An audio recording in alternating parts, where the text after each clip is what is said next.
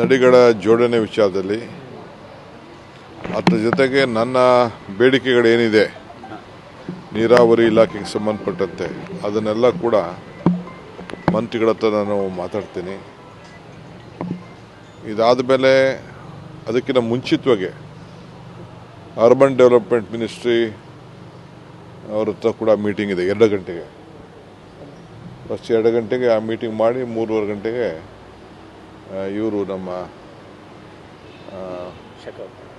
ಶಿಕಾವತಲ್ಲಪ್ಪ CR Patil ನೀರಾವರಿ ಮಂತ್ರಿ, urban development minister cutter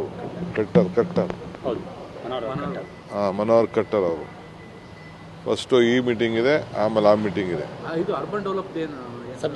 ಅದು ಕೆಲವು ಮೆಟ್ರೋ ವಿಚಾರ ಇದೆ. ನಾವು 50-50 ಕೊಡಬೇಕು ಅಂತ ಬರೀ 12-13% ಕೊಟ್ಟರೆ ಸಾಲದು, 50% ಕೊಡಬೇಕು ಅನ್ನೋದು ಕೆಲವು ಪ್ರಪೋಸಲ್ ಕಳಿಸಿದ್ದೀವಿ ನಾವು. ನಿನ್ನೆ ತಾನೇ ರಿವ್ಯೂ ಮೀಟಿಂಗನ್ನು ಮಾಡಿದ್ದೀನಿ, ಮೆಟ್ರೋ ಸಂಬಂಧಪಟ್ಟಂತೆ ಮಾಡಿದ್ದೀನಿ. ಕೆಲವು ಇಲ್ಲಿ ಬಂದಿದೆ, ಅವ್ರದ್ದು ಕೆಲವು ತಾರತಮ್ಯದ ಬಗ್ಗೆ ಕೆಲವು ಪೆಂಡಿಂಗ್ ಇಟ್ಕೊಂಡಿದ್ದಾರೆ.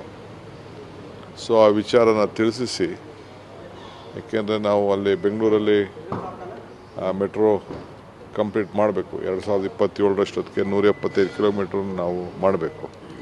ಸೊ ಇವರು ಅದನ್ನು ಕ್ಲಿಯರೆನ್ಸ್ ಕೊಡದೆ ಇಟ್ಕೊಂಡಿರೋದು ಸ್ವಲ್ಪ ಲೇಟ್ ಆಗೋ ಚಾನ್ಸಸ್ ಕಾಣ್ತಾ ಇದೆ.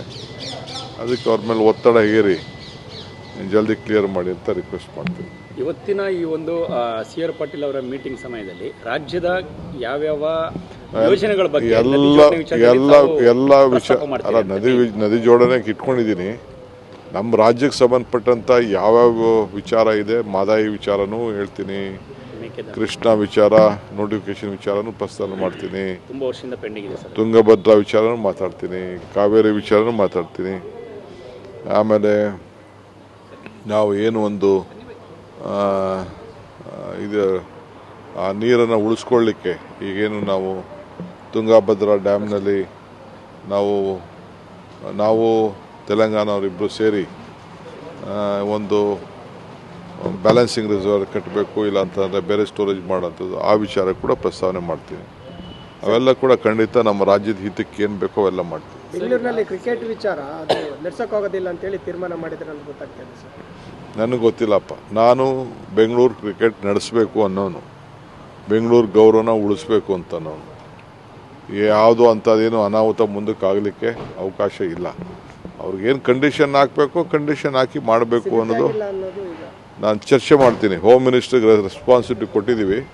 ಹೋಮ್ ಮಿನಿಸ್ಟ್ರು ಯುವಕರಿದ್ದಾರೆ, ಒಲಿಂಪಿಕ್ ಅಸೋಸಿಯೇಷನ್ ಪ್ರೆಸಿಡೆಂಟ್ ಆಗಿದ್ದರು, ಅವ್ರಿಗೂ ಅನುಭವ ಇದೆ.